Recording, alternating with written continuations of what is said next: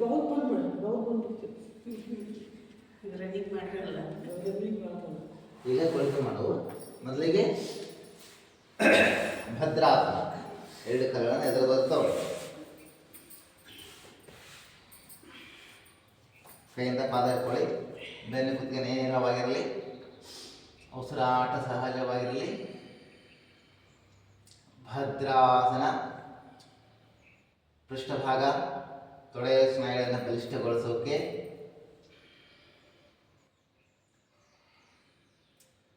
ಮಹಿಳೆಯರಿಗೆ ಬಹಳ ಉಪಯುಕ್ತವಾದಂಥ ಆಸನ ಇದು. ಓಕೆ, ಈಗ ನಾವು ಬಟರ್ಫ್ಲೈ ಹೋಗೋಣ. ಚೆನ್ನಾಗಿ ಮೂಮೆಂಟ್ ಮಾಡ್ತಾ ಹೋಗಿ. ನಿಮ್ಮ ತೊಡೆಯ ಸ್ನಾಯುಗಳನ್ನು ಸಾಧ್ಯವಾದಷ್ಟು ನೆಲಕ್ಕೆ ಮುಗಿಸೋಕೆ ಪ್ರಯತ್ನ ಮಾಡ್ರಿ. ಸಾಧ್ಯವಾದಷ್ಟು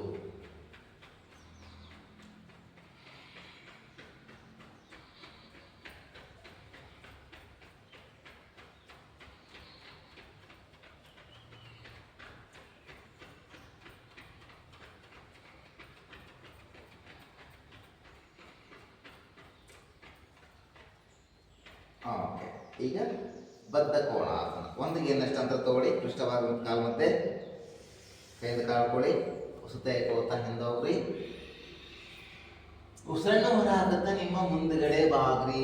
ನಿಮ್ಮ ಹಣೆಯನ್ನು ಪಾದಕ್ಕೆ ಮುಟ್ಸೋಕೆ ಸಾಧ್ಯ ಆದರೆ ಮುಟ್ಟಿಸ್ರಿ. ಸಾಧ್ಯ ಆಗಿಲ್ಲ ಅಂದರೆ ಎಷ್ಟಾಗುತ್ತೆ ಅಷ್ಟೇ ಬಾಗ್ರಿ.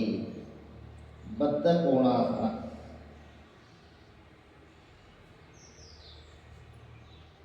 ಮಹಿಳೆಯರ ವೈಯಕ್ತಿಕ ಸಮಸ್ಯೆಗಳು ಬಹಳ ಉಪಯುಕ್ತವಾದಂಥ ಆಸನ. ಹಾಗೆ ನಿಮ್ಮ ಹೊಟ್ಟೆಗೆ ಸಂಬಂಧಪಟ್ಟ ಸಮಸ್ಯೆಗಳಿದ್ರೂ ಕೂಡ ಕಡಿಮೆ ಆಗುತ್ತೆ. ಪೃಷ್ಠಭಾಗ ತೊಡೆಯ ಭಾಗದ ಬೊಜ್ಜನ್ನು ಕ್ರಮೇಣವಾಗಿ ಕಡಿಮೆ ಮಾಡುತ್ತೆ.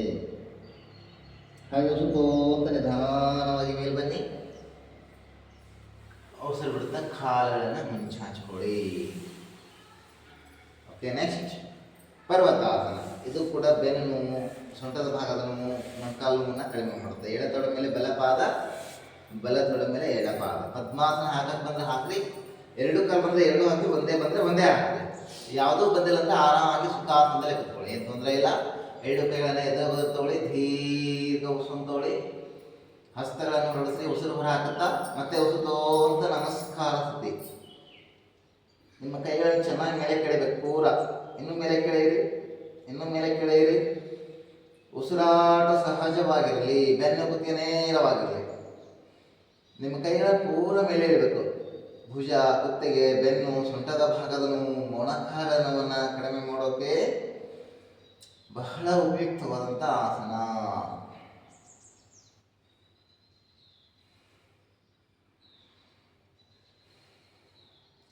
ಉಸಿರು ಬಿಡ್ತಾ ನಿಧಾನವಾಗಿ ಕೈಗಳನ್ನು ಹಂತ ಹಂತವಾಗಿ ಕೆಳಗಿಳಿಸ್ರಿ.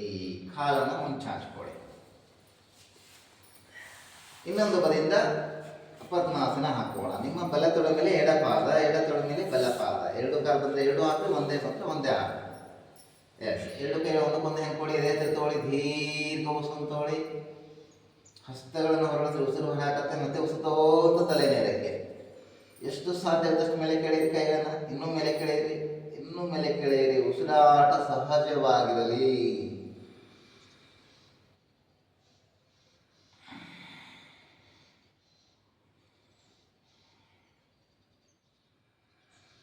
ಉಸಿರು ಬಿಡ್ತಾ ನಿಧಾನವಾಗಿ ಕೈಗಳನ್ನು ಕೆಳಗಿಳಿಸ್ರಿ. ಕಾಲುಗಳನ್ನು ಮುಂಚಾಚಿಕೊಡಿ. ನೆಕ್ಸ್ಟ್ ಜಾಣ ಶೀರ್ಷಾಸನ. ನಿಮ್ಮ ಎಡತೊಡೆಗೆ ಬಲ ಅಂಗಾರವನ್ನು ಎಷ್ಟಾಗುತ್ತೆ ಅಷ್ಟು ಹತ್ರ ತಗೊಳ್ಳಿ. ನಿಮ್ಮ ಹಿಂಬಡಿಯನ್ನು ಪೂರ ಪೃಷ್ಠವಾಗಿ ಮಾಡ್ಸೋಕೆ ಪ್ರಯತ್ನ ಮಾಡಿ. ಓಕೆ, ಎರಡು ಕೈ ಮಂಟಲ್ ಮೇಲೆ ತಗೊಳ್ಳಿ. ಸುತ್ತೋ ಅಂತ ಎರಡು ಕೈ ಮೇಲೆ ತಂದು ಉಸಿರು ಬಿಡುತ್ತಾ ನಿಮ್ಮ ಮುಂದುಗಡೆ ಬಾಗ್ರಿ. ಕೈಗಳಿಂದ ಕಾಲಿನಗಳನ್ನು ಹಿಡ್ಕೊಳ್ಳೋ ಪ್ರಯತ್ನ ಮಾಡಿ.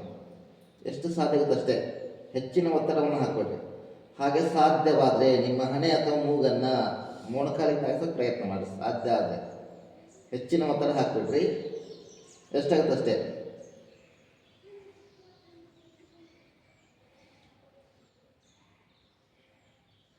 ಉಸಿರು ಅಂತ ಎರಡು ಕೈ ಮೇಲೆ ತಗೊಳ್ಳಿ. ಉಸಿರು ಬಿಡ್ತಾ ನಿಧಾನವಾಗಿ ಕೈಯನ್ನು ಕೆಳಗಿರುತ್ತೆ. ಅದೇ ರೀತಿ ನಮ್ಮ ಬಲಿತ ನಿಮ್ಮ ಬಲತೊಡೆಗೆ ಎಡ ಅಂಗಾಲ ಮುಟ್ಟಿಸಿ ಪೂರ.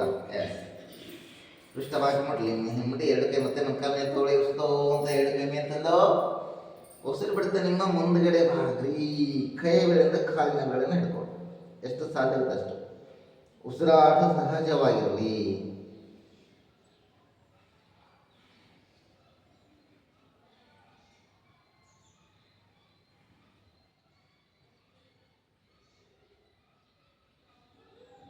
ಉಸಿದೋದ್ದ ಎರಡು ಕೈ ಮೇಲೆ ತಗೊಳ್ಳಿ. ಉಸಿರು ಬಿಡ್ತಾ ಕೈನ ಕೆಳಗೆ. ನೆಕ್ಸ್ಟ್ ಪಶ್ಚಿಮೋತ್ತಾನಾಸನ. ಎರಡು ಕಾಲು ಕೂಡಿಸ್ಕೊಳ್ಳಿ. ಎರಡು ಕೈಗಳನ್ನ ಮೊಣಕಾಲ ಮೇಲೆ ತನ್ನಿ. ಉಸಿರು ತೆಗೆದುಕೊಳ್ತಾ ಎರಡು ಕೈ ಮೇಲೆ ತಗೊಳ್ಳಿ. ಉಸಿರು ಬಿಡ್ತಾ ನಿಮ್ಮ ಮುಂದಗಡೆ ಹಾಕ್ರಿ. 10 seconds.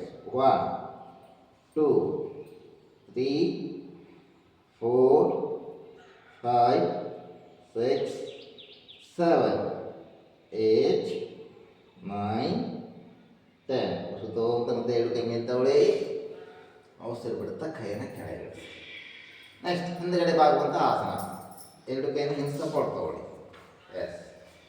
ನಿಮ್ಮ ಅಂಗಾಲಿನ ಪೂರ್ಣ ಕಚ್ಚಬೇಕು. ನಿಮ್ಮ ಅಂಗೈ ಮತ್ತು ಅಂಗಾಲ ಮೇಲೆ ಭಾರ ಹಾಕಿ ಸೊಂಟದ ಭಾಗವನ್ನು ಎಷ್ಟು ಸಾಧ್ಯ ಆಗುತ್ತೆ ಅಷ್ಟು ಮೇಲೆ ಕೆತ್ತೋಣ. ಎಸ್. ಸೊಂಟ ಮೇಲೆ ಕೆತ್ತಿರಿ. ಉಸಿರಾಟ ಸಹಜವಾಗಿರಲಿ. ಕುತ್ತಿಗೆನ ಹಿಂದೆ ಕಾಲ. Normal breathing.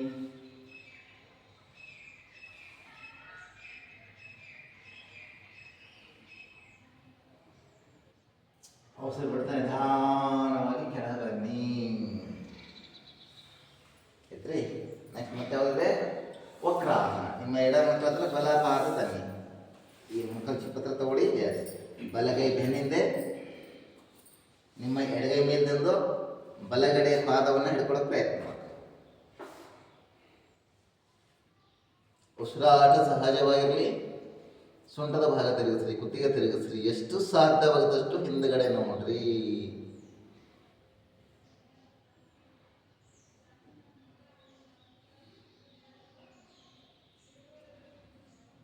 ಕುತ್ತಿಗೆ ನೇರ ಮಾಡ್ಕೊಳ್ಳಿ. ಉಸಿರು ಅಂತ ಕೈ ಮೇಲೆ ತಂದು ಕೈ ಕೆಳಗಿಳಿಸ್ರಿ. ಕಾಲನ್ನು ಮುಂಚೆ ಹಾಕ್ಕೊಳ್ಳಿ. ಅದೇ ರೀತಿ ನಿಮ್ಮ ಬಲ ಮಕ್ಕಳ ಎಡಪಾದ ಎಡಗೈ ಬೆನ್ನಿಂದೆ ನಿಮ್ಮ ಬಲಗೈ ಮೇಲೆ ತಂದು ನಿಮ್ಮ ಎಡಗಡೆಯ ಪಾದವನ್ನು ಇಟ್ಕೊಳ್ಳೋ ಪ್ರಯತ್ನ ಮಾಡಿರಿ. ಸೊಂಟದ ಭಾಗ ತಿರುಗಿಸ್ರಿ, ಕುತ್ತಿಗೆ ತಿರುಗಿಸ್ರಿ. ಎಷ್ಟು ಸಾಧ್ಯವಾಗುತ್ತೆ ಅಷ್ಟು ಹಿಂದ್ಗಡೆ ನೋಡ್ರಿ. ವಕ್ರಾಸನ. ಶುಗರ್ನ ಪ್ರಮಾಣ ಕಡಿಮೆ ಮಾಡೋಕೆ, ನಿಮ್ಮ ಹೊಟ್ಟೆ ಭೋಜನ ಕರಗಿಸೋಕೆ.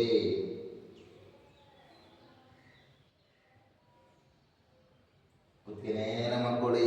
ಉಸಿದು ಅಂತ ಕೈ ಮೇಲೆ ತಂದು ಕೈ ಕೆಳಗೆ ಇಳಿಸ್ರಿ. ಕಾಲನ್ನು ಮುಂಚೆ ಹಾಕ್ಕೊಳ್ಳಿ. ನೆಕ್ಸ್ಟ್ ವಜ್ರಾಸನ ಬರೋಣ. ಓಕೆ, ವಜ್ರಾಸನ ಬನ್ನಿ. ವಜ್ರಾಸನದಲ್ಲಿ ಯೋಗ ಮುದ್ರಾಸನ. ಹೆಬ್ಬೆರಳು ಮಾಡಿ ಮುಷ್ಟಿ ಮಾಡ್ಕೊಳ್ಳೋ ಕೈಗಳನ್ನು ಎರಡು ಕೈಯನ್ನು ಹೊಟ್ಟೆ ಕೆಳತನ್ನಿ. ಅಂತ ಹಿಂದೆ ಹೋಗ್ರಿ. ಉಸಿರನ್ನು ಹೊರಹಾಕುತ್ತಾ ನಿಮ್ಮ ಮುಂದ್ಗಡೆ ಬಾಗ್ರಿ. ಉಸಿರಾಟ ಸಹಜವಾಗಿರಲಿ. ಸಾಧ್ಯವಾದಷ್ಟು ನಿಮ್ಮ ಹಣೆಯನ್ನು ನೆಲಕ್ಕೆ ತಗ್ಸಕ್ಕೆ ಪ್ರಯತ್ನ ಮಾಡಿ. ಎಷ್ಟಾಗುತ್ತೆ ಅಷ್ಟೇ ಭಾಗ. ಉಸಿರಾಟ ಸಹಜವಾಗಿ. ನಿಮ್ಮ ಹಿಮ್ಮಡಿ ಪೃಷ್ಠಭಾಗದ ಮೇಲೆ ಇರಲಿ.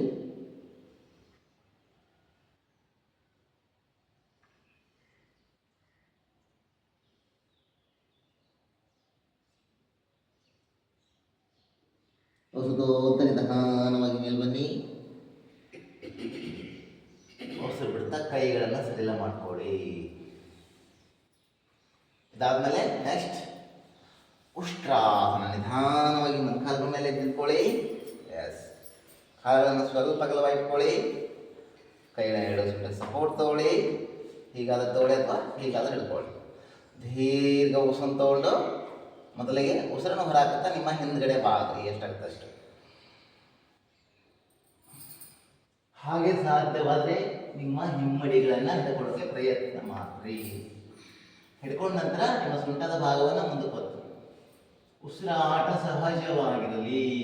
ಪೂರ್ಣ ಉಷ್ಟ್ರಾಸನ. ಹಿಂದೆ ಹಿಡ್ಕೊಂಡ್ರೆ, ಹಿಂದೆ ಹಿಡ್ಕೊಳ್ಳೋದಿದ್ರೆ ಹಿಂದಕ್ಕೆ ಎಷ್ಟಾಗುತ್ತೆ ಅಷ್ಟೇ ಬಾಗಿದ್ರೆ ಅರ್ಧ ಉಷ್ಟ್ರಾಸನ. ಎರಡು ಕೈಯನ್ನು ಸೊಂಟ ಕೊಡ್ಕೊಂಡ್ರೆ ಇದಕ್ಕೆ ನಿಮ್ಮ ಬೆನ್ನು ಮತ್ತು ಸೊಂಟದ ಭಾಗದ ನೋವು ಕಡಿಮೆ ಆಗುತ್ತೆ. ಹಾಗೆ ಥೈರಾಯ್ಡ್ನ ಸಮಸ್ಯೆಯನ್ನು ನಿವಾರಣೆ ಮಾಡುತ್ತೆ. ಪಾದಗಳು ಆದಷ್ಟು ಹೊರ ಚರ್ಚಿರ್ಬೇಕು. ನಿಮ್ಮ ಪಾದಗಳು ಒಳ ಮಡಚಬೇಡ್ರಿ. ಹಾಗೆ ಉಸಿದೋಂತ ನಿಧಾನವಾಗಿ ಮೇಲೆ ಬನ್ನಿ. ಬಿಡ್ತಾ ಕೈಗಳನ್ನು ಕೆಳಗಿಳಿಸ್ರಿ. ಹಾಗೆ ನಾವೀಗ ಶಶಾಂಕಾಸನ ತರೋಣ. ಕೈಗಳನ್ನು ಮುಂದೆ ಸರಸ, ಹಣೆಯನ್ನು ಕಚ್ಚಡಿ, ವಿಶ್ರಾಂತಿ. ಕೆಲವು ಕ್ಷಣಗಳ ಕಾಲ ರಿಲ್ಯಾಕ್ಸ್.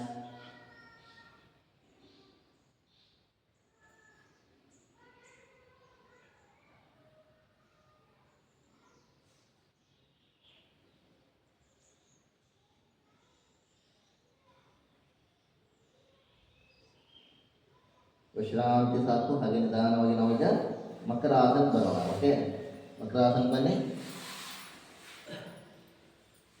ಮಕರಾಸನ ವಿಶ್ರಾಂತಿ ತಗೊಳ್ಳಿ. ಮಕರಾಸನದಲ್ಲಿ ಕೆಲವು ಕ್ಷಣಗಳ ಕಾಲ